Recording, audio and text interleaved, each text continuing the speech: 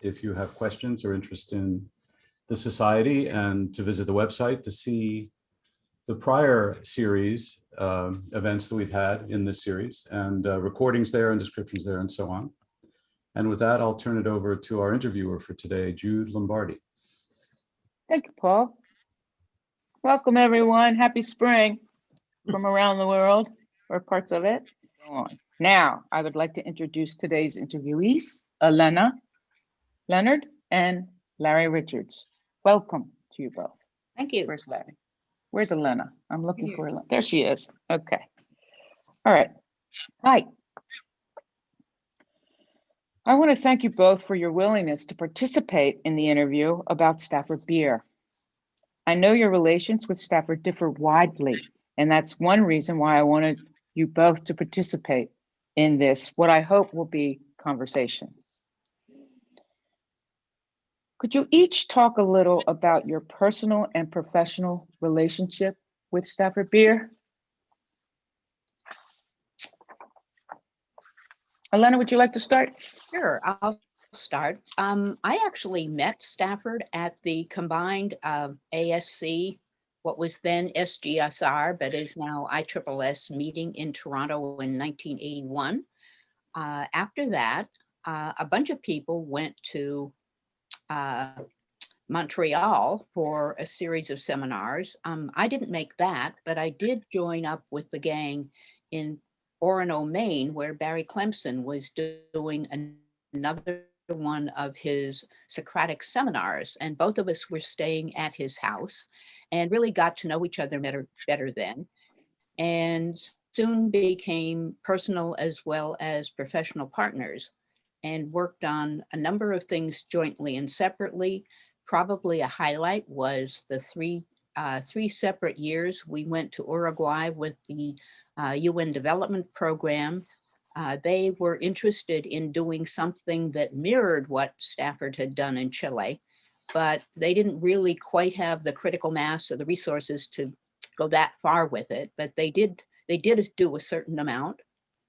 Stafford spent a lot of time in Mexico in, I guess, 83, I think, trying to work with Javier Olivas, and I was able to go and visit him in Mexico that year. And we made our home in Toronto in the mid-'80s, and I'm still here. Welcome. Thanks, Bill. Larry?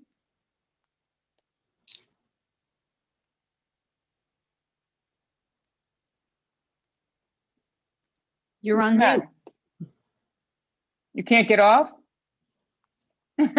So go out and come back in, I guess you'll have to do. It's up there. Do you go? There you go. You got it. Yeah, my story with cybernetics actually began as an undergraduate student in electrical engineering. There was a required course called Elements of Communication. The textbook for the course was Ross Ashby's An Introduction to Cybernetics. That was my favorite course, my favorite teacher, and my favorite book from undergraduate. And came across some of the same ideas in some of my master's studies. Operations research was one, and organizational theory. Came across some of the ideas there. When I was looking for a doctoral program then, I was looking for something where the word cybernetics was in the title of some courses I could take. I would have preferred a program in cybernetics at the time, but it didn't exist. And so I ended up majoring in operations research at the University of Pennsylvania, where there was some courses with the name cybernetics in the title, a sequence of which I ended up taking with Klaus Griffendorf there. My very first semester, took a course with Russell Ackoff. Ackoff actually was one of three authors that wrote the first textbook in operations research, which was an attraction. Turns out that the course called Methodology of Operations Research had nothing to do with methodology or operations research. That was his style. And he had three books that we were supposed to read, but there are other three recommended books. And one of those books was Decision and Control by Stafford Beer. And I read that book. I don't know if it was in one night or two nights. This was exactly what I had been looking for. Half the book, if you don't know the book, half the book is about operational research, and the other half is about cybernetics. And so, for someone who is trying to cross over between the two, this one met that criteria. And I probably would not be here now if I had not come across that book.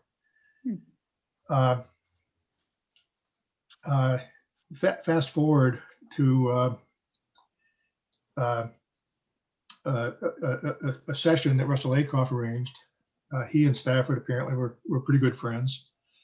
I know Stafford references him in that book, and Acuff had great things to say about Stafford, but they did disagree, and that made for great sessions, where they could present their different points of view.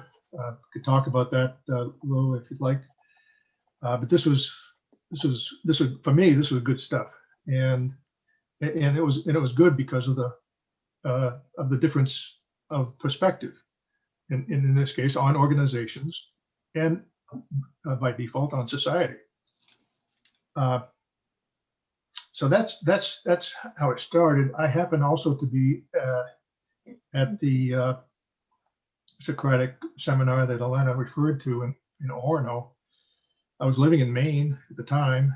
Orono actually was my hometown. I grew up in Maine, in Orono.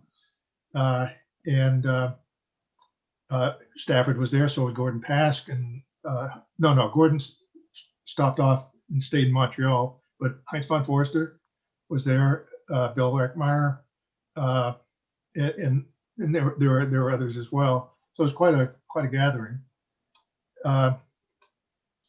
That's where I got to. I can't remember if I'd met Allenna before that or not. I think maybe not. I think that's where I met Allenna as well as Stafford at the same time.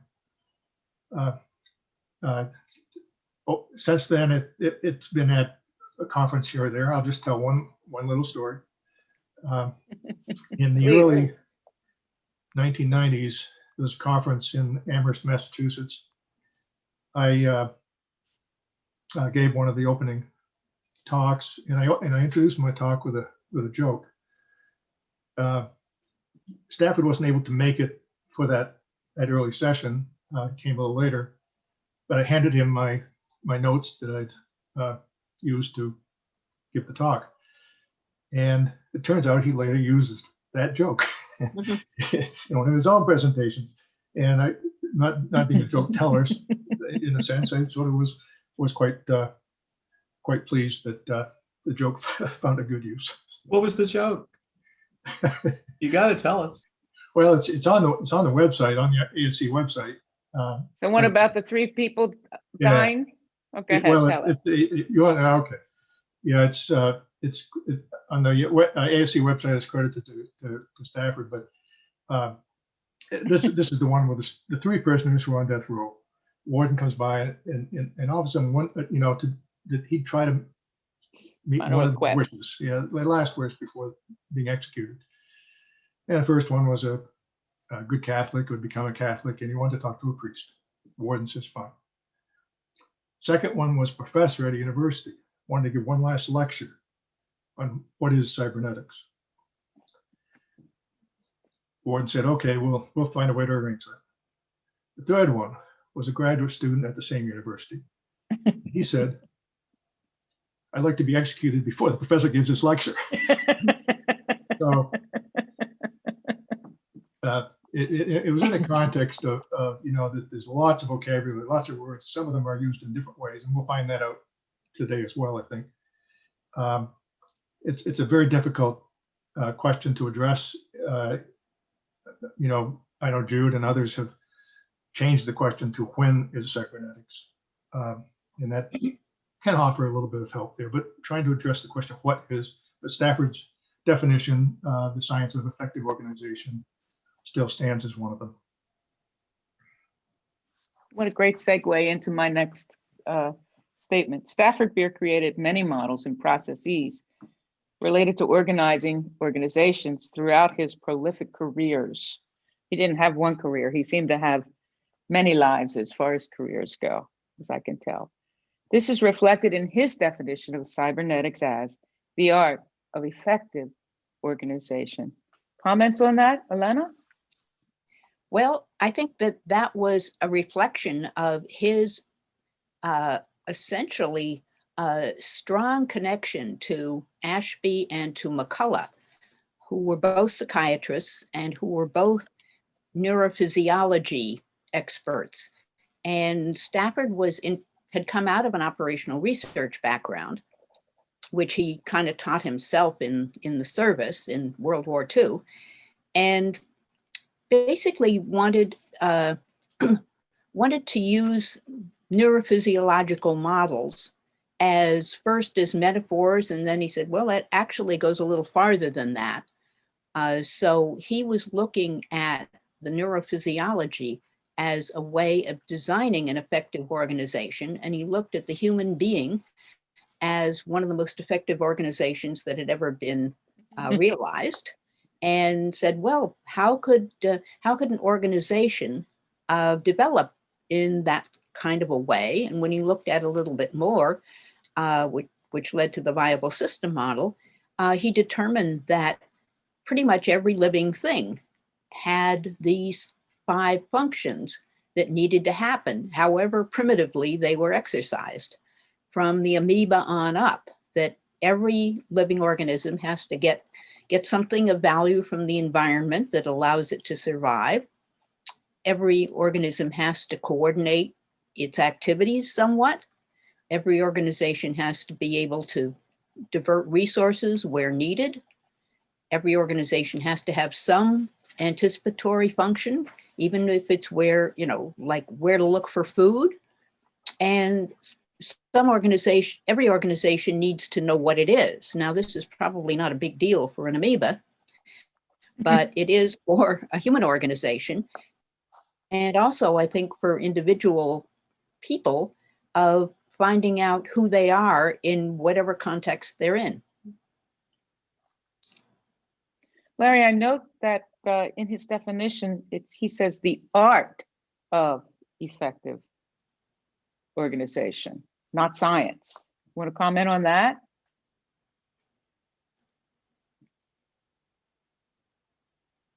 And I think you should just You're stay muted again. unmuted because you're having so much trouble. There you go. You're on. Yeah, I think when I came across that definition, it was the science of, but as we know, many of the definitions include art or art instead of science or both. I know both Stafford and Gordon Pask were very much thought that art and science were interrelated. Gordon would even say they're the same. I don't think he meant we should discard one word and use the other one, but he essentially would say these, you can't have one without the other. I thought maybe I'd add to Allenna's discussion there, Stafford's own definition of viability, since that's the key concept. And I'll read the definition. It's what are the essential characteristics of a viable system? Viable systems have the ability to make a response to a stimulus which was not included in the list of anticipated stimuli when the system was designed. They can learn from repeated experience what is the optimal response to that stimulus. Viable systems grow. They renew themselves by, for example, self-reproduction. They are robust against internal breakdown and error. Above all, they continuously adapt to a changing environment, and by this means survive, quite possibly in conditions which had not been entirely foreseen by their designer. And that's in Decision and Control. That book was published, by the way, in 1966, so you can see that over time that the language has changed a little bit. But I think keeping that perspective on the word viability might be important. Great, thank you. Yeah, I'm going to tell a little story here myself about once I was driving Humberto Maturana to the airport, and we got into a conversation about when he became a cybernetician. And the story he told me is that this man got off a plane in Chile and asked the people who met him, of course, the man was Stafford Beer, and said to the people that met him, I want to meet your cybernetician. And they were like, who's that? And he said, Humberto Maturana. And Humberto said, in that moment, he became a cybernetician. So, and Larry, as you, and Allenna, as you speak, I see and feel the connections between what you're saying about Beer and what I have come to know about Maturana's work in Varela. Anything you want to say at this point, or shall I go on? Go on, I think. Okay. In the papers I read in preparation for this interview, each of you address a particular model or process, as I've come to understand the team Syntegrity, not so much as a model, but as a process oriented that has a structure. Stafford Beer generated many of these models. Knowing that we don't have a lot of time to explore in depth either of the model or both, I was hoping each of you would share the essence of each perspective. Allenna, first of all, what motivated you to write about the viable systems model in your paper that you wrote to present at the first Stafford Beer Memorial lecture in 2007? Well, this was down in Orlando, Florida. Stafford himself had addressed that organization. The viable system model is the one that is the best known both historically and the most widely used. It's been adopted by any number of users in all kinds of situations, from businesses to governments to nonprofits to communities. And the viable system model also is very applicable. And one of the things about it is that the viable system model's 5 functions are essentially things that everybody does in their own individual life to begin with. They have to know who they are. They have to have some capacity for anticipating the future. They have to divide their resources of time and money and what have you. They have to keep track of those resources, whether it's their calendar or their checkbook or what have you. They have to have a way of essentially pulling back and looking at something in particular. And finally, they have to give value to the environment in order to get value from the environment. And a small organization also will do that unconsciously, but a larger one has to look at it. And many times organizations are looked at from a hierarchy tree perspective, but that actually leaves a lot of potential on the table, because how organizations work better, and even how our own human bodies work better, is if the parts have autonomy and if the head is not micromanaging. So if you touch a hot stove, you don't need to think about it. You pull your hand away because the nerves in your fingertips have autonomy to tell you to move your hand. With a larger organization, that turns out to be basically a much more complicated process. It is an art rather than the science, because you can't have an algorithm to do this. It has to be heuristic. And you have to be able to adapt to the environment. So I think the whole notion of the 5 functions is to support that activity that exchanges value with the environment. So basically those 5 functions are what you would consider the salient characteristics of the viable systems model? That would be systems 1 through 5, 1 being the one that does something for the environment. But the other salient characteristic of the viable system model is that it's recursive. In Chile, there were 11 levels of recursion between the individual and the state-run portion of industry. I think a lot of people assume it was all industry in Chile, but it wasn't. It was the state-owned operations that were under Corfu, because in Latin America, mainly these countries didn't have critical mass to have their own cement production, for instance. So that was something that the government supported, and it was a state-run industry. So of course, recursion is a fundamental cybernetic concept that we know of. Would you define recursion in a particular way, or how would you describe it? I would say probably it's a nested hierarchy of comprehensiveness rather than authority. And with respect to any individual person or organization, they are going to be nested in a number of different recursive structures, whether it's a legal structure, a corporate structure, a family structure, whatever. I sometimes look at it as a sunburst model with the different rays going out. But the one difficulty when you get into society and even into some of the larger organizations is that there are too many missing metasystems to handle the variety that organization has to deal with. And I think we're seeing a lot of that with response to COVID, for instance. We have missing metasystems, and we have metasystems that are doing more micromanaging than they should. Reminds me of the video where Stafford in Everything is Broken, where Stafford talks about, why do we design the systems to do the wrong thing? Yeah. Is what comes to mind. And Larry, would you like to comment on the viable system model? Yeah, this might be a place where I could relay the disagreement, I'll call it, between Russell Ackoff and Stafford Beer. Ackoff's perspective was that organizations, human organizations, are made up of humans, and that humans have purposes of their own, whereas a living system, a human body, say, the parts do not have purposes of their own. They have functions which support the overall purpose of the individual, the living system.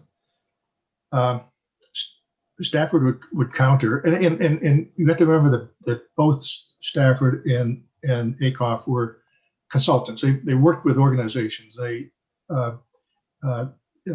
Corporations probably more than other kinds of entities, but not exclusively. And certainly Stafford's experience in Chile and then later in Uruguay, went way beyond anything that Ackoff did.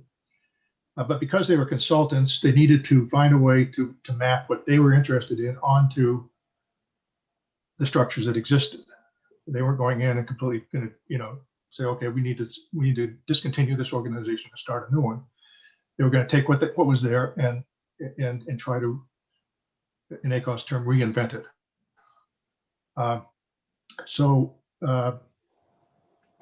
He just didn't find the living system model as useful. Stafford would counter though with saying, well, these systems, these aren't pieces of an organization chart necessarily. These are functions that have to be done. They have to be done in any organization that's going to survive for very long. And these functions don't have to be, in some kind of hierarchical organization chart. System 5 does not have to be the chief executive officer. In large organizations, it's going to be, but the model applies equally to, say, a mom and pop operation where there's no hierarchy at all. There's, they share the duties of working behind the counter, stocking the shelves, maybe. Some of them may specialize in the bookkeeping and someone else in the marketing, and they both work together on trying to anticipate issues or problems internally as well as externally, and develop longer term strategies. Maybe they come together and decide they need to move to a bigger establishment. But these functions, all 5 of them, still have to be done even in that kind of organization. The very large organizations, the prevalence of this hierarchical kind of organization chart, the command and control kind of approach to organization, it becomes more difficult. So if you're going to consult with an organization like that, you're going to be more likely to stick with the organization chart to some extent and try to map the model onto the various aspects of that structure. So I don't know if that Oh, yeah, clarifies the that's helpful. difference, but How would you, I mean, I was thinking along those lines in the sense of when I think of recursion, I don't necessarily think of a hierarchy. And what would you say about recursion? How would you define it? Or when would you use it, as you might yeah. say? Well, in this context, and Allenna might correct me here, but in this context, I see it as the overall model, the 5 systems and how they are connected to each other, are mirrored at each level, and you could even say in each person, or in each unit of the organization.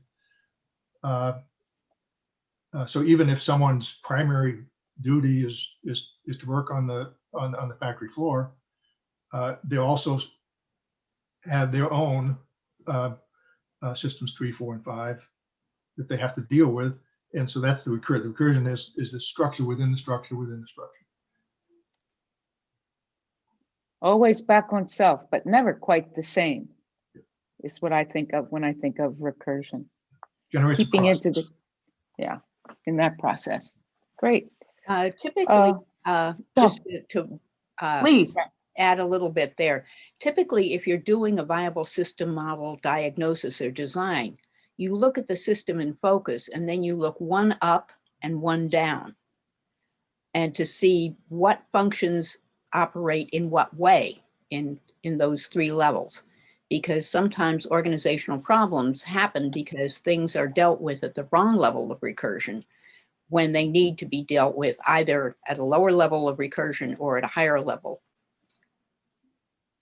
And I would suggest maybe for me to hear that it would be not one up, one down, but one over and one across. Again, changing the language to reflect a shift in the looking itself from a more non-hierarchical point of view, which of course we're all, as Larry, you point out in your paper, I mean, it's just, we're so embedded with the hierarchical model and hegemonic, I would say, ideas, which is interesting because Beer also established or created the model team integrity process, which is, Larry, your ideal in the sense of a structure that allows us to be non-hierarchical in our being together. You want to talk about that a little bit? One of the things I learned about Stafford was he was very interested in geometrical structures and their properties. I remember taking a trip to Toronto to Stafford and Allenna's residence there with Gordon Pask when he was visiting at Old Dominion, where I was. And when we were there, Allenna, you might remember, one of the rooms was a room where he set up his. He was working on an art installation there, and there were to be, I can't remember if it was complete yet, but there were to be 9 of these very large, I don't know how tall, 6 feet maybe, tall paintings arranged around the room, 9 of them, in an enneagram type of structure. And I remember him talking, I don't remember the details, but I remember talking about how interested he was in the properties of this. You could go in, you could stand in the middle, you could walk around and see how things reverberated across with each other. I know Dick Knowles is here on the line and, been very interested in that enneagram type of structure. It wasn't until the early 90s at the Amherst, Massachusetts conference where I heard Stafford present his team's integrity process. I was sitting next to Herbert Broom. And when Stafford was done, Herbert turned to me and he said, "That's it." He said, just like that. He said, "That's it." What he was referring to was a need of a structure for organizing human knowledge worldwide. And that was as far as we got in that discussion with him. But it caught my attention. This is new. I need to learn more about it. as a fairly busy person, so I don't have a lot of time. Didn't have a lot of time to study things that I wasn't getting paid for. But the next real encounter with it was when Allenna brought this process to an ASC, American Society for Cybernetics conference in the late 90s. I don't remember if it was 98 or 99, but it was there, and it was in Northern Virginia. And we had a chance to actually be in it and to see how it would work. I don't know if I could share the screen if those aren't familiar with an icosahedron. Let me see what I have here. And while you're doing that, I would just really like to give a shout out to Adler, who has just been phenomenal in making these Zoom conversations and presentations happen. Thank you, Adler. Yes, thank you. Yeah, thanks, Adler. And so icosahedron, this is the structure. It is a polyhedron. This particular one it's called an icosahedron because it has 20 faces. Each of the faces, as you can see, are equilateral triangles. But the thing that attracted Stafford, he said, to this was that each of these vertices here, these points, could be a topic of discussion. It could be a project. Could be anything. In which 5 people represented by the edges. There are 5 edges that all come to this project. So these 5 people, these edges, all participate in this particular project or conversation or whatever it might be. It doesn't have to be an icosahedron. It could be some other polyhedron if it might work. But he liked the idea, and there's some research that would show that 5 people makes a kind of 4 to 5 people makes a kind of optimum group. It provides enough variety of perspective to be really useful, but not too much that it becomes overwhelming. Now, in the process, in this integrity process, as we did it at that conference, first of all, there are 30 edges. So this is a model that accommodates 30 people. Yeah, you can, it's give and take, but the regular convex version of it here has 30 edges and therefore 30 people. There are 12 of these vertices here. So every person that's involved participates directly into topics or projects represented by the 2 vertices that define them. In addition, though, there's cross-fertilization here with something called critics. That's what they were called. You could call them something else, but they sit back. They're there both as a resource for the team that's working here on this project or topic. They can also offer, as they see, they can be a little disruptive intentionally, as long as they recognize their role in helping this team. And there are also another 5 observers, active. I call them active observers. They don't talk, but they listen. And they listen as listeners. They're witnesses to this particular project topic that's being discussed or worked on. And they can offer ideas later, or they can bring what they hear and see to other projects that they're working on. And so everyone in this structure is in one way or another involved with 2 projects as direct participants, 2 projects as critics, and 2 as, so 6. Half of all the project, everyone is involved. And they're involved with different people in this. Okay, so this project topic here, it includes this person, but it does not include any of these 4 and so forth all the way around. So people are working with different people on these projects as they proceed. And Stafford would talk about, he was very interested, you can read the book Beyond Dispute, and very interested in the properties of these kinds of structures. You could, if you want to imagine, you could imagine a cube where every vertex has 3 edges joining it, and then so that's to be a 3-person team, and you come up with all kinds of variations. But this particular one interested me, and thank Allenna for making this a a possibility. It's something that continues to reverberate to this day with me. Just want to take it one step further without going into detail about how it works, but just imagine now you have 30 people here working together. Let's say that's a neighborhood. Let's say that each of these, let's say that there's one of these neighborhoods everywhere in the world. You take 7.7 billion people, divide it by 30, and you get how many of these there would be. Take one of these and say, okay, this here, what's going on here becomes a vertex of a bigger. What of the bigger? Say it again. Bigger icosahedron. Okay, so this becomes, and how it might work, it could be a representative from, selected by this particular group, goes into the next level, a community, and then into a state, maybe a nation or a region, and so forth, until you have one 30-person icosahedron that's coordinating everything that's going on. And how many levels would that take? Well, it actually takes 6 recursions to do that and that'll accommodate, I can't remember the exact number, something like 27 billion people. And so it becomes, at least in terms of thinking and imagining, the possibility of governance, which is not hierarchical, that is really fully participative, in which conversation at the local level becomes what drives anything and everything that happens, is an idea worth playing with. Cool.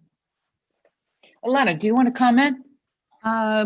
Well, one thing I might say, it was Pele who organized that conference in Northern Virginia, and that it was a very memorable event. It showed how you could get people together, and people with very different perspectives in that particular case. And it actually, tended to work out, even though there were a couple of bumps along the way. One thing I'd stress is that in the syntegration, everybody has a unique and equivalent role. So there's nobody else who's going to be the occupant of those two, the strut connecting those two particular topics. Mm-hmm. And so in addition to being non-hierarchical, everybody's spread around. And so everybody meets most of the other people in the event in one capacity or another. Well, the thing that intrigued me a lot about this model is that the structure is fantastic. However, we come to these groups with our assumptions, beliefs that are often based in the hegemonic ideas that perpetuate the structures and why they don't work. And Larry, what I saw your paper presenting was salient features to go along with this type of structure that would require a major radical shift in the way we look, more towards a cybernetics way of looking that, as Mary Catherine Bateson says in the video, everything is broken. No wonder people weren't attracted to cybernetics and system things. It's counterintuitive. I don't know if she said that in that, but she said in other settings, to cybernetics is not in line, in sync with those ideas that currently exist in our society. So that becomes to me a point of interest, if you will. Either one of you want to comment on that? Or both? I've worked in higher education administration for about 32 years, and so see how how universities, big and small, work. What I wanted to do with this particular paper was to say, what if we started from scratch? What if we had certain ideas that we wanted to advance that we thought were desirable? What would I do? And that's where the idea of this team's integrity, it could be it could be something else, but something that's participated, that's not hierarchical, that really grabs and takes seriously the idea that learning happens by doing. As Patrona said, all learning is all knowing is doing, and all doing is knowing. And so, rather than lectures, rather than tests, rather than grades, rather than degrees, have a real educational process that survives based on its structure. Yeah, I think that the structure helps a lot, and there have been smaller groups that have been worked with. The Icosahedron, for instance, has 6 nodes, and 12 people participate in 4-member teams. But the idea is that with these meetings, and the disintegration has 3 iterations, 3 sets of meetings after the 12 topics are determined. And the 12 topics are determined by the participants themselves. They start out with an opening question that a sponsor might have provided, but where they take that is up to them. And so that structure then supports the reverberation of ideas popping up in one team and finding their way around the surface of the icosahedron to a team that might be on the exact opposite side of the structure.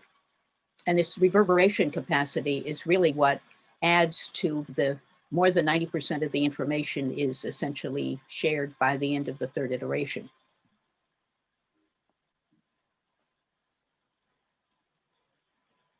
Go on. Sorry. Could I just maybe one piece that's part of the cybernetics of this? If you go to Stafford book, you'll see cybernetics throughout it and beyond dispute. But these structures were studied by Buckminster Fuller, and I know Stafford really liked and studied him as well. If you know of the geodesic dome, well, these things work. These things maintain their stability in an unusual way. Each of these edges are both simultaneously being stretched and being compressed. And it's in that tension between the two when it creates this circular structure, the whole overall structure that maintains the stability. It's not the strength of those edges. It's this tension between stretch and compression. And if you if you happen to be in next to one of these geodesic dome types of things, try this sometime. Try grabbing a hold of one of the poles and shaking it. And this huge structure, you'll feel it vibrate, the whole thing, but it immediately dampens. But it doesn't resist, the push to vibrate. So that's something, that's kind of property I think Stafford was interested in. So what would you say the salient features of doing a team's integrity process entail, Larry? Gosh. I'll just make this. There's so many that I'll just mention one. Well, in your paper, I think you mentioned several. Yeah. In the event that Allenna and Pillay organized in Northern Virginia, Allenna brought a group of facilitators. And certainly very grateful that was possible.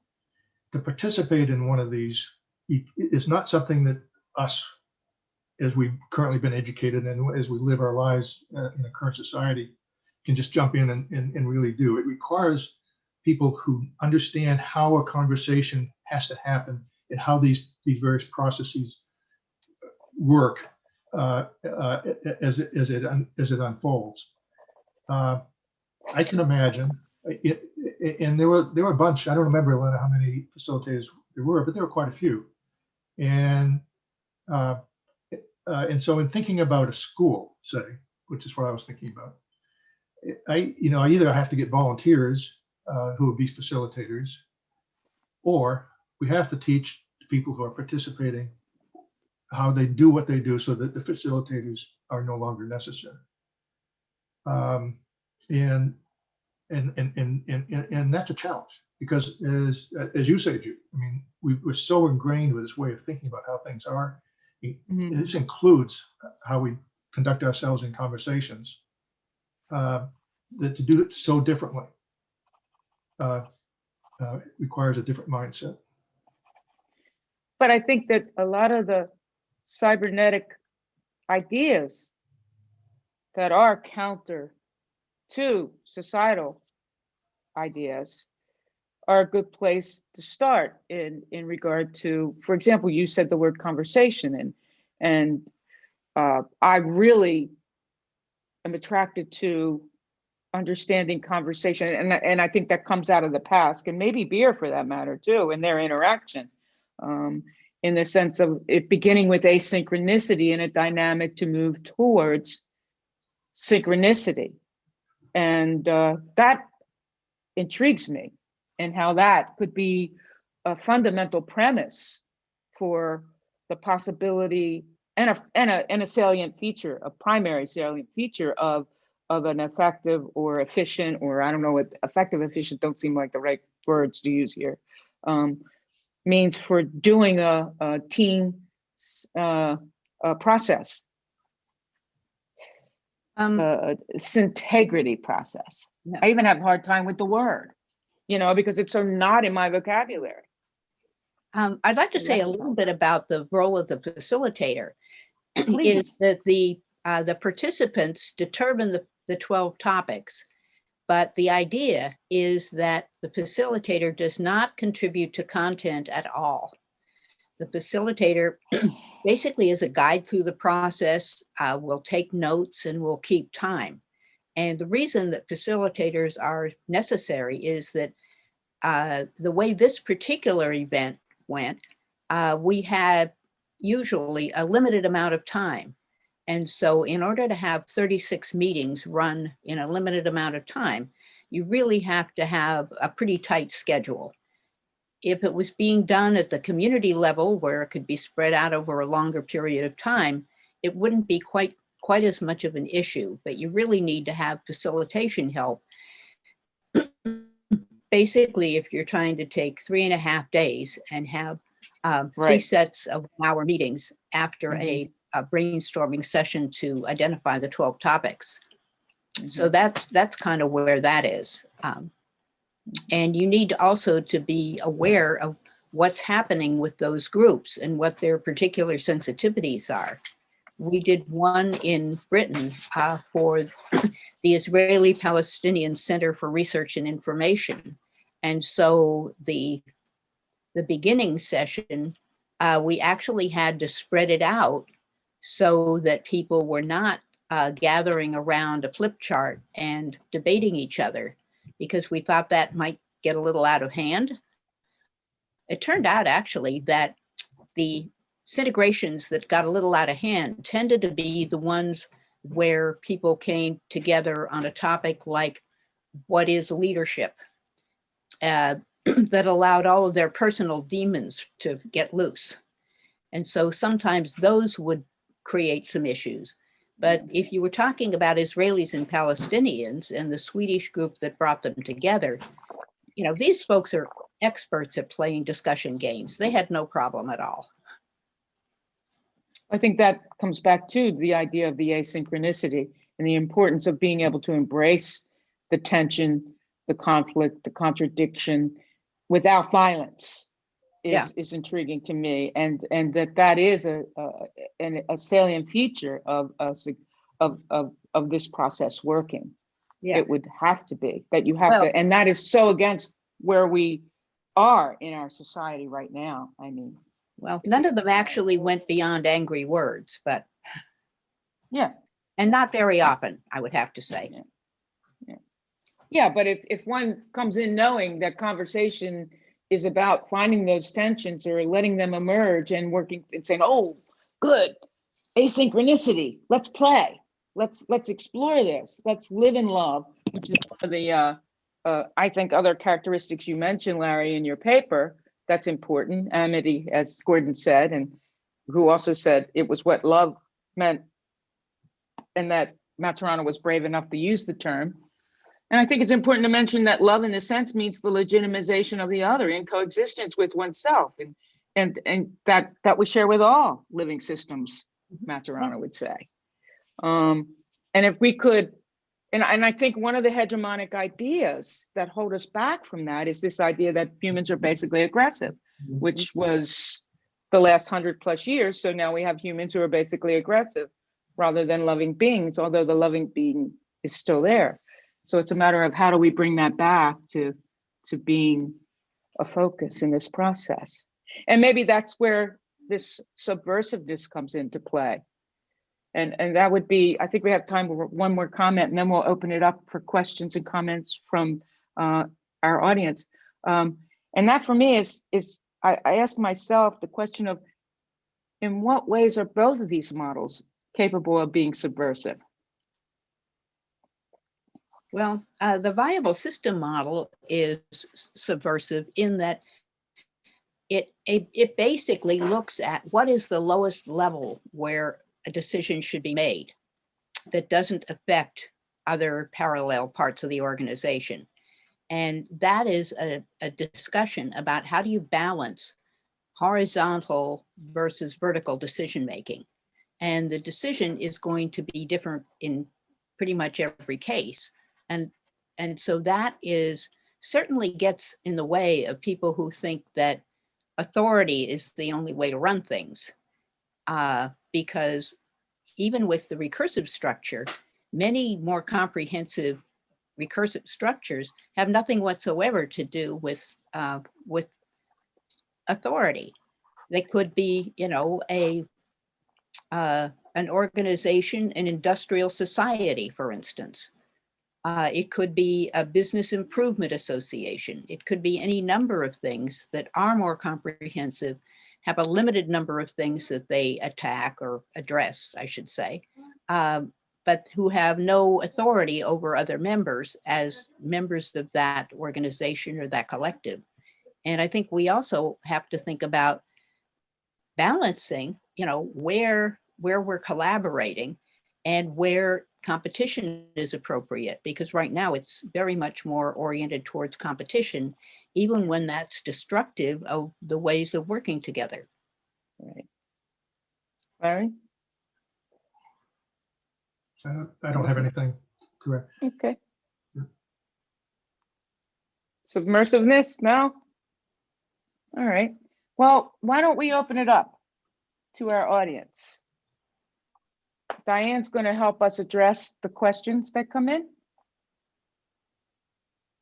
Anything else you two would like to say before we do that? Don't think so, no. Okay. Good. I do have one thing I want to say, and that is that I think that there's a strong tradition, or a tradition within the cybernetic community, to be subversive. And I'm reminded of that when interviewing Patricia Clough, and she talked about her delight when she was at the biological computer lab, and how she learned through her observations and interactions with Heinz von Forster, Herbert Brun, Umberto Maturana, Gordon Pask, and others, how she learned through their glee and delight in their subversion of older discourses, how her own desire to gleefully subvert discourses emerged. I just wanted to make that point, that I think this subversiveness is a characteristic of cybernetics itself. I will add one thing that might be related. Eden Medina has written a book called Cybernetic Revolutionaries. It's essentially a report, a history of the Chilean experience with Stafford Beer. At one point in there, she makes this comment that Stafford apparently told or suggested to Allende that in addition to addressing the economic system of the country, to address the political. Apparently, Allende said, no, let's stick with the, let's stick with the economy for now, and we'll, if we need to address the political, we'll do it later. He was elected, he wasn't at this point too worried about the political. Maybe he should have been. But Stafford was very interested in the whole thing, I think, and that's important. And that would have been a subversive move on the part of that group. Well, Yeah. one aspect of the Chilean work also that was approved by Allende was engaging in the arts as supporting the project, working with folk singer Anko Para, with other people who were design experts and art experts. So that also had an area. And if you look at arts, they are by definition subversive, because if they're proper art, they're expanding our view of what things are like. Good point. Diane? Do we have questions, comments? I will start with the first question that came up from Margaret Heath of London. And she says, everybody always focuses on 5 systems. When there are 6 + 1, the channels are very seldom considered first. Why? And then she adds to that, art is about perceptions of reality, modes of representing what is not yet real, but which may be true. Shall we open that for Margaret to add if this was early in the Sure. conversation? Margaret?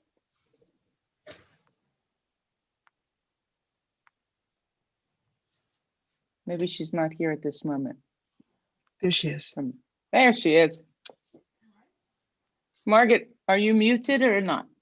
Not muted. Okay. I'm unmuted. Can you hear me? Do you hear me?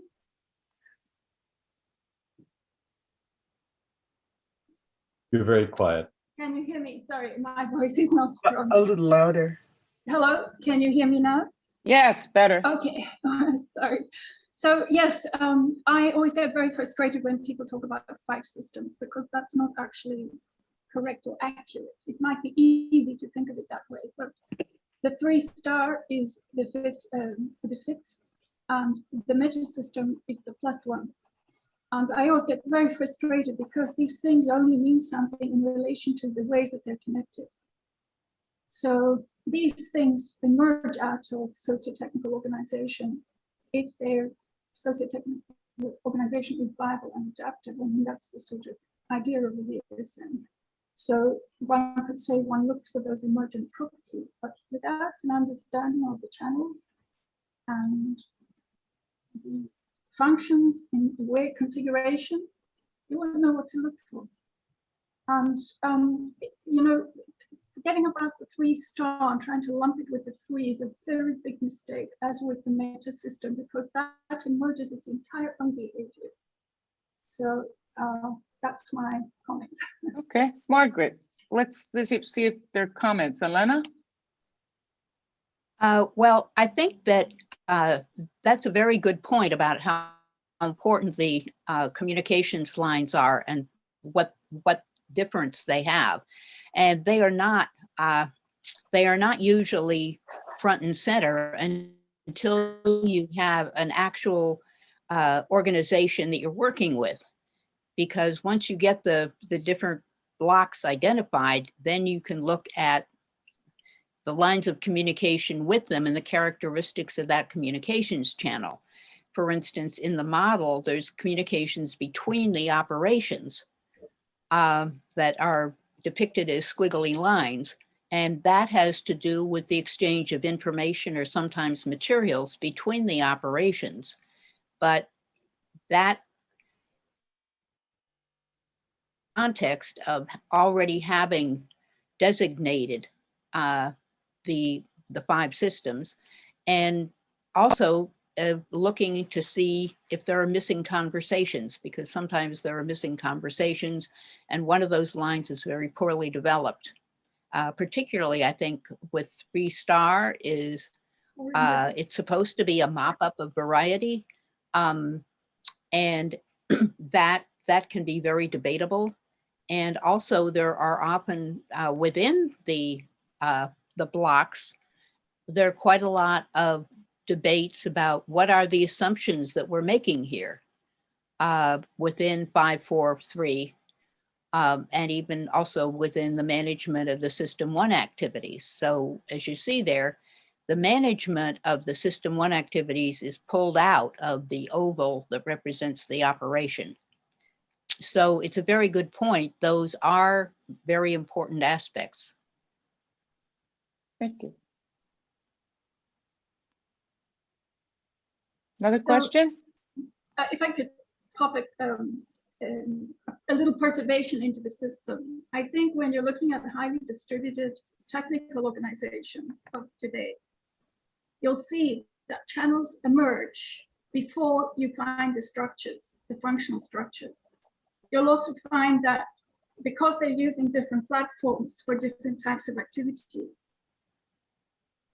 you've got what I call soft conversation and hardcore network conversations or information flows happening. And if you don't start with understanding those in today's technical organizations, you're going to really misunderstand the nature of the beast. And I think that with it, because people now are really against hierarchy, top-down decision-making, which is really crazy because you need aspects of those things for viability. And it's a misapplied notion that everything has to be distributed with this kind of free for all. Anybody can make a decision, anybody can make a choice. Of course you can, but there has to be a kind of organized logic to how things work together. And in our brains, in our bodies, this artificial divide we've got against the metasystem and the operations is a bit weird. So if we can just stop that kind of artificial distinction and look at links, relations, flows of information, and how those get organized in different ways by different structures so that the functions can be performed. That maybe gives us a bit more of a kind of complex system perspective and how come the viable system emerges from a complex adaptive system through its dynamics. And I think that this has been the argument that a lot of complex system scientists have had against cyberneticians, is that you're either all too fluffy or you're just not scientific, or you don't actually realize that you've got these systems like chaotic systems and the butterfly effect and fractals. And so there's a misunderstanding of the way, in terms of how I understand the VSM, of what Beer's insights were into the nature of systems themselves and why his model emerges. It's not imposed onto, it emerges from inside this kind of adaptive organization. Okay, And let's move on here. We need to move on and let other people have some comments. Please, thank you. Okay, Anne Julia DeMeo, I add to her question is that she's coming in and out, so she may or may not be able to speak to this, depending on Okay. whether she's connected. Her question is there such a thing as the wrong level? That seems to be the magic of VSM, that it is purposes, not hierarchies. There's a wrong level to discuss a particular item, but much of doing a viable system model diagnosis is having the conversations about where to establish the boundaries, where to establish what assumptions are doing, and then to get the multiple perspectives on which distinctions are important where. So it's a roll up your sleeves and, get on the whiteboard or the flip chart kind of exercise. But yeah, it's certainly possible to have a decision or a function operating in such a way that it's not the appropriate level to be doing something.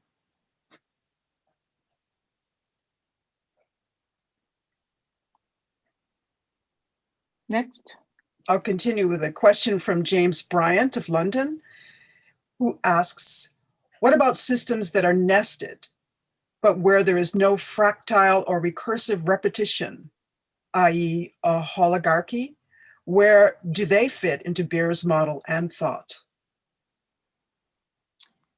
Well, they're functions as opposed to authority blocks.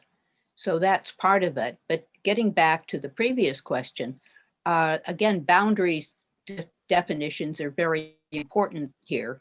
And even a hierarchy has to have those functions. But to some extent, I think we'd be better looking at the network structures for things like how do mycelium communicate with each other or with the whole network. Stafford never said the viable system model was the only model. So I think it's a good basis for starting, but it doesn't mean you have to stop there. Larry? Yeah, one of the challenges I have as I'm trying to think through this network of conversations worldwide is how to prevent it from becoming a simple levels upon levels upon levels. It has to have some of that holographic kind of aspect to it, in that any one neighborhood could become, the point of contact.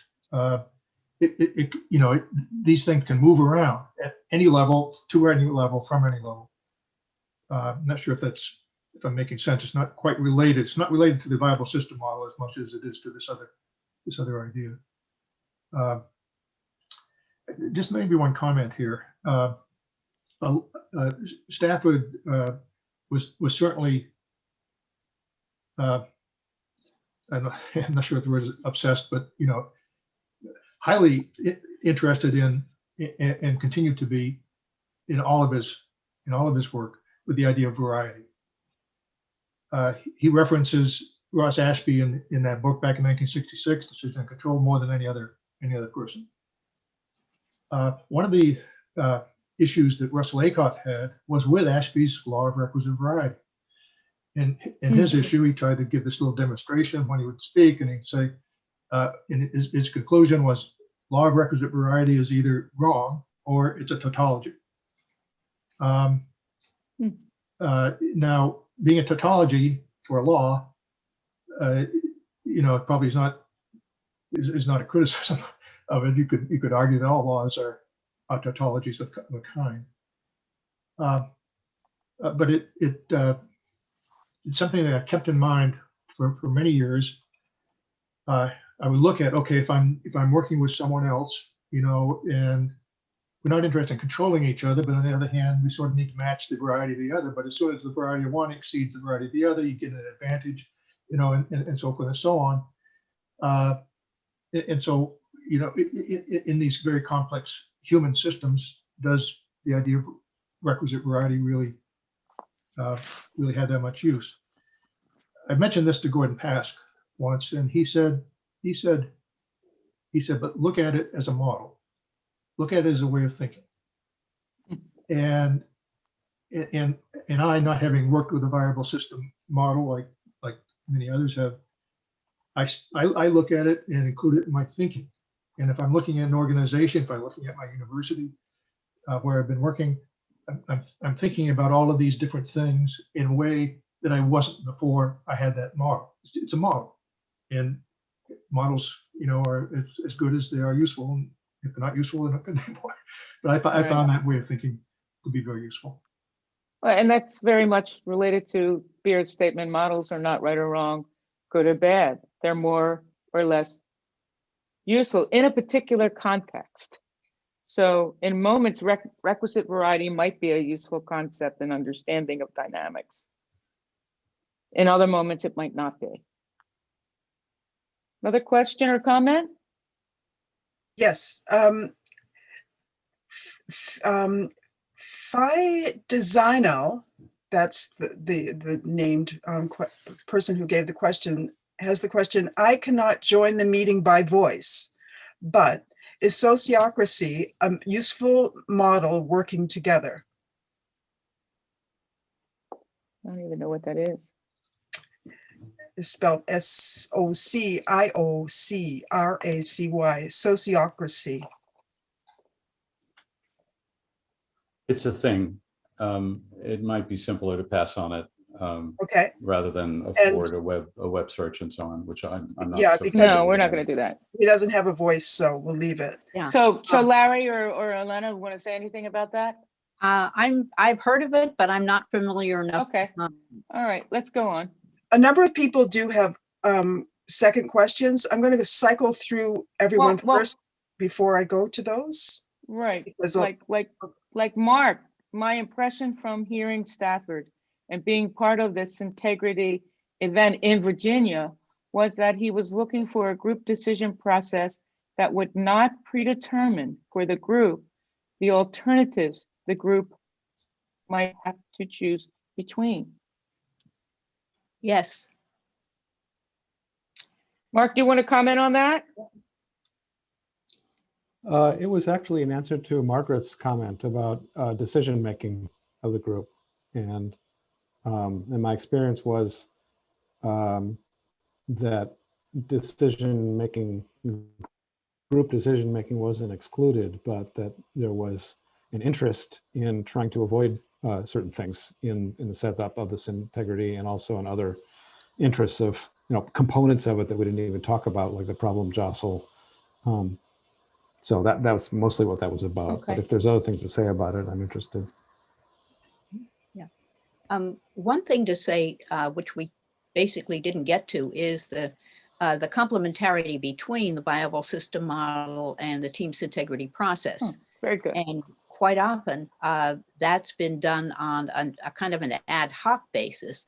Malik Management in Switzerland is, as far as I know, the only organization that has the heft of the large enough clients to have a combination assignment that uses the viable system model, the team's integrity process, and also perhaps the Vester sensitivity model and others in a combined addressing of an organization's situation. Great.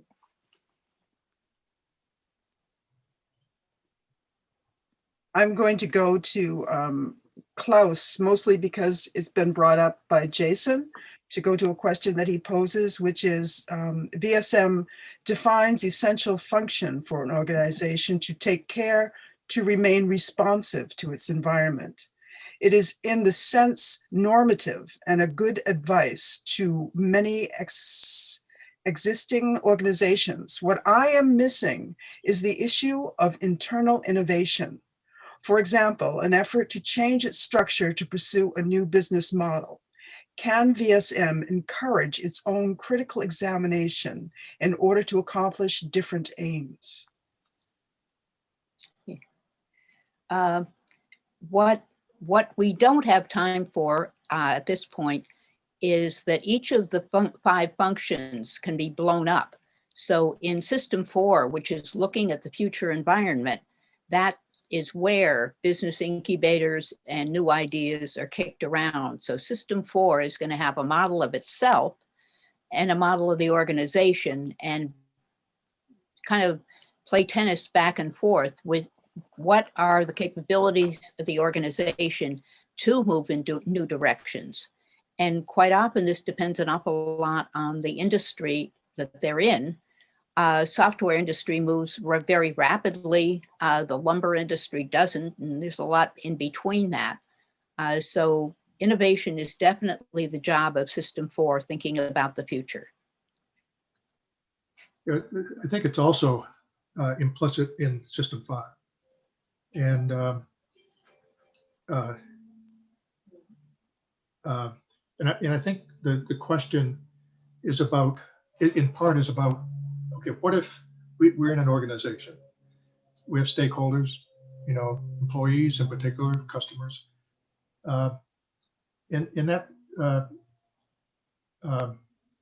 organization is, you can see ahead. It's not only that it needs new product or new service, or it needs a new way of doing what it does with the environment that it's in. It's also a question of, what if we need a whole new structure? in order to do something new? How can we change an organization from one organization to another?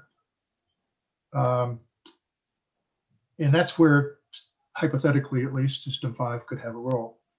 I know in Chile, Stafford would talk about his conversation with Salvador Allende when he was describing this model. And he was describing starting System 1, 2, 3, 4, and he got to System 5, and Allende says, the people.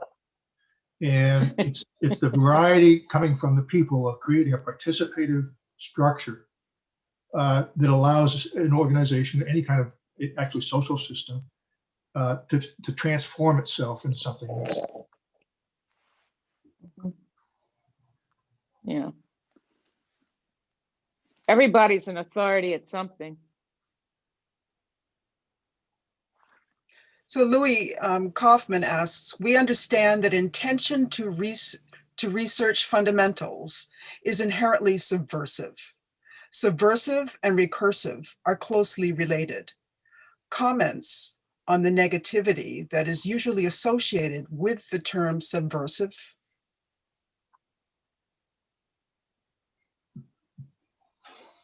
Larry, you want to take that one? You can try. The paper that I was writing, even though it's about an idea for education, initially I had a subtitle, a modest proposal, and decided it wasn't so modest after all, so it was called a proposal. But it was not just about education. It was about thinking about how society can change, how society can be transformed from one to another. Historically, we have examples of this happening. It usually takes fairly long periods of time for it actually to take place. It's not something we can just do. We just say, okay, we want a different one, and we just jump to it. Whatever we do to change the society we're in, start from where we are. We're in this society. We have this language. We need to work from here.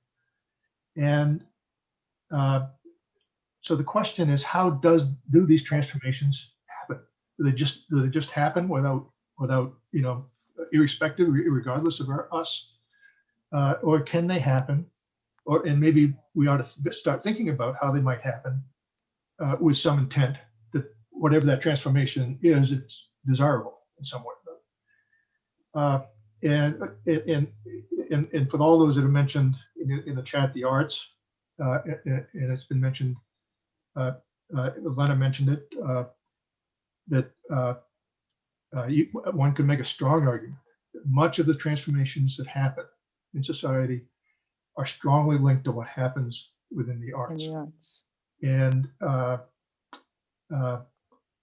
in my paper, what I'm thinking about, okay, maybe doing something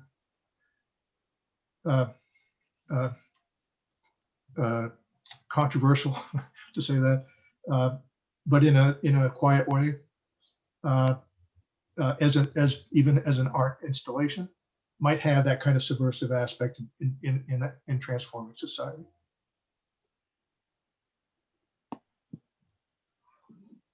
Yeah, after I asked that question, someone pointed out that the negative aspect of subversive is associated with cheating, that you might, by going outside the rules, be cheating. And of course, the whole point of the kind of subversion we're talking about is that one should be always willing to look at what are the rules, what are the assumptions, what is the structure, and possibly be willing to change it. But that's inherently subversive.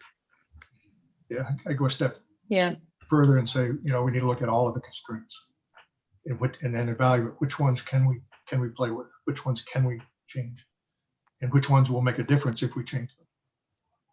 And we can evolve. Jean Piaget wrote a book called The Moral Judgment of the Child about how the children evolve their understanding of the rules in the game of marbles.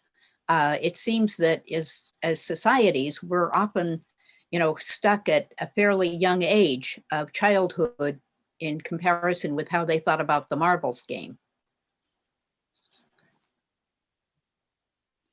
Yeah.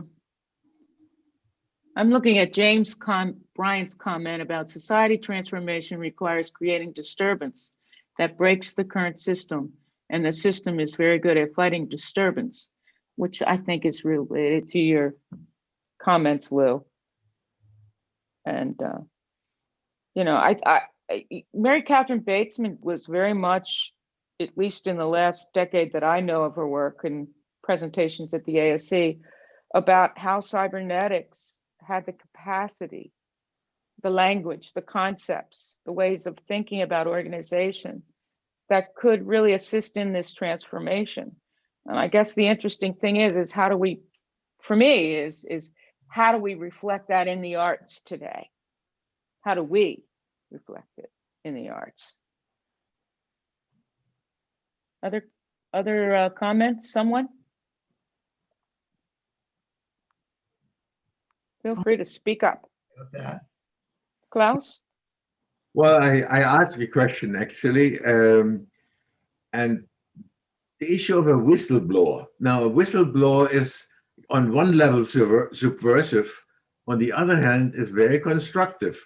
Yeah. And if the whistleblower goes against an assigned structure, how is it possible for the viable systems model to change internally its functions when that becomes a problem? Well, the whistleblower is essentially an algedonic signal, which is the heavy pain pleasure signal that says, hey, something's going on here that really needs to be dealt with. But the whistleblower is essentially a very important corrective. And normally whistleblowers come forward when things are not going according to the rules. And when the purposes of the organization or the intent is essentially being subverted in another way towards somebody's convenience or profit. Well, it's often the power structure within an organization, the assignment of different functions that get in the way of the whistleblower to come forward, because there are punishments. Yeah, well, a whistleblower essentially is an illustration of a failure of the organization to police itself and to regulate itself. I think in the talk about the arts, I think that the artist is an unconscious whistleblower, or could be operating as an unconscious whistleblower. And one of the problems currently in the arts is that the power of the arts is being understood by other forces, which are colonizing the arts with things that are filled with intentions to create certain kinds of responses due to being camouflaged within the arts. And you have that going on one side. You have, of course, legitimate, let's call it legitimate art that's actually coming without that kind of influence on another. And also we have heavy-handed censorship coming down on the arts from various locations, so that a lot of the art that may be relevant to our times and the possibility of change right now is actually being done underground and will not be seen for a long time. And that's problematic. That's problematic. Very problematic. So how do we generate a situation in which that underground can come up? Well, if there are more of us, it will happen. So, I mean, basically, it's the discussion of these ways of looking at things are for also unmasking pseudo political and organizational structures that are imitating things that are for the good of people that are actually authoritarian structures. And the idea of hiding authoritarianism is also a big problem today. It's being hidden under structures that try to pretend they are not authoritarian structures. But it's not only authoritarianism, but it's also the assignment of functions. If the whistleblower goes against a certain kind of function, there is no place for that person to go, and then it's disruptive. That's the point I thought you were making before about whistleblowers, Klaus. And maybe the important thing is creating a space for people that experience that, where they can find the support they need to go on. That's what I think the viable system model needs to incorporate, an institution that allows that self-examination.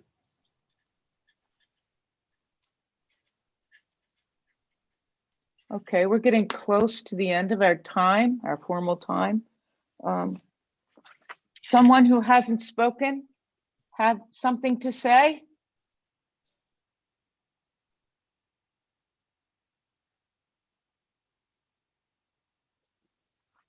Someone who has spoken, have something to say. Well, I just want to say one more thing about the whistleblower is that the whistleblowers' protections are often phony protections that don't really protect anything. And, Right. and so the whistleblower's situation is driven further and further and further away from being effective by that. And how to make the whistleblower actually genuinely welcome is the problem. Yeah, I agree with that. That's, I mean, that would be a fundamental change, not only in how we think, but in our organizations that we work in our society. That the whistleblower is a champion? Yes. James Bryan. James, Actually, I don't want to go back to history of the American Society for Cybernetics, but long time ago, when the ASC was virtually dying in Washington because nobody cared, in Philadelphia we created another organization actually to undermine and to impose a new kinds of constitution, and ultimately it was kind of accepted. But there was one institution that we wrote down, namely that of an ombudsman. The ombudsman would be free to take any whistleblower, anything, and then has to somehow process it within the organization.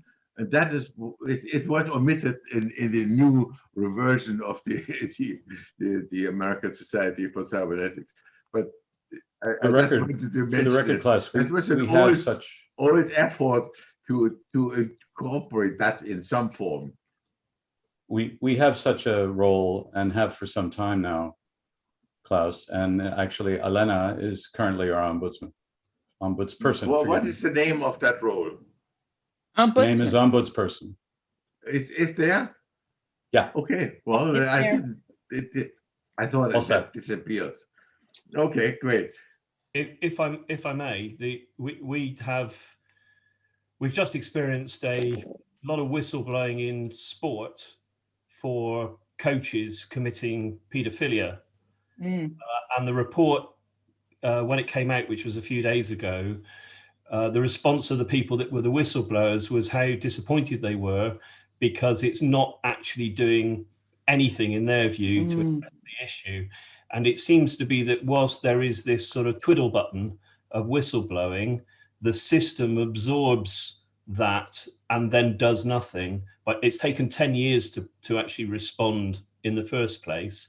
And it just takes the whole impetus out and eventually they think it'll go away. The worst thing that can happen is they're going to look into it and do something because nothing happens. And we have a history here of these types of things happening.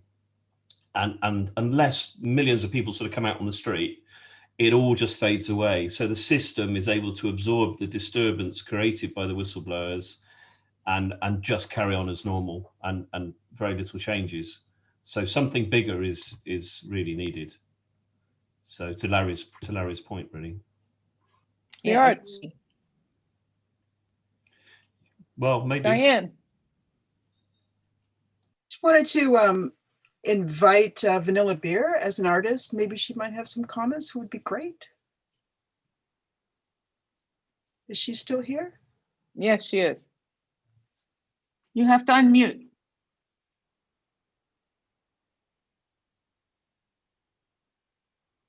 Mute.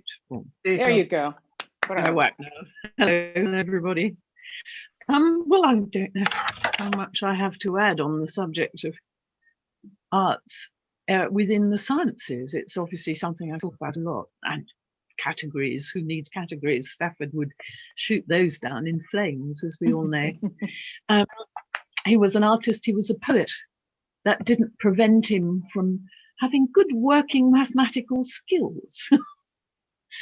We can all do these things, we can all share in them. What our friend there, I'm sorry I missed your name, talked about censorship. I was particularly interested in because, and whistleblowing, of course. Great. Because if we are, artists are regarded as the antennae of the health of a community, which is not an unreasonable idea. If we are, then censorship points at the issues that are being damaged. And I'm not alone. I know I've been censored quite seriously 3 times in my active life since an exhibiting artist. As an exhibiting artist, most of my friends have been censored about the same amount of time. It depends on how old you are, really. You know, by the time you're about 30, you've only been censored once, and by the time you hit 40, and by the time you're my age, you know, I'm lucky to. Well, I'm hardly exhibiting, so nobody's censored me lately. But it is interesting the reasons they give for telling you to pack up and go. It's normally some kind of power issue within the organization you're working for, or some political issue. Actually, in my case, it's nearly always political. I don't know what harm they think we can do by saying, look at this, but they are afraid of it. Otherwise, we wouldn't get censored. It's not just because Mrs. Blogs down the road thinks it's ugly. It's not just because it's too expensive. It's not, you know, whatever reason. It's not because of that. It's because somebody somewhere is scared, which is very gratifying. Anyway, I don't know. I have nothing to contribute except how nice it is to hear people talking about Stafford. Do you have a Stafford story you want to share? I've got about 8 million. How about one? Okay, I'll tell you an art story. You know, I'm sure the work of Damien Hirst. Everyone knows the work of Damien Hirst. He's a British artist who became very known as a 30-year-old artist for exhibiting dead things in formaldehyde, you know, in pickling fluid. His famous one is the shark, and he became known as the Shark Man, poor man. But he had some very exquisite ideas that he expressed very well in this mechanism. I could not convince Stafford that this was a good thing. I made him come and look at the work. We talked about it. He did not get it. He did not like it. Whenever we fought about art, Damien Hirst was up front there. Anyway, eventually, he wrote me a note saying something or other about art. And he said that Damien Hirst, he should be pickled in formaldehyde. It's the only language he understands. Which I thought was very good, because of course it's all about language and what language you can relate to and so on. Yeah, Stafford was always good for a joke, as you know. Et voila. Bye. Bye. Nice to see good old faces. Hey.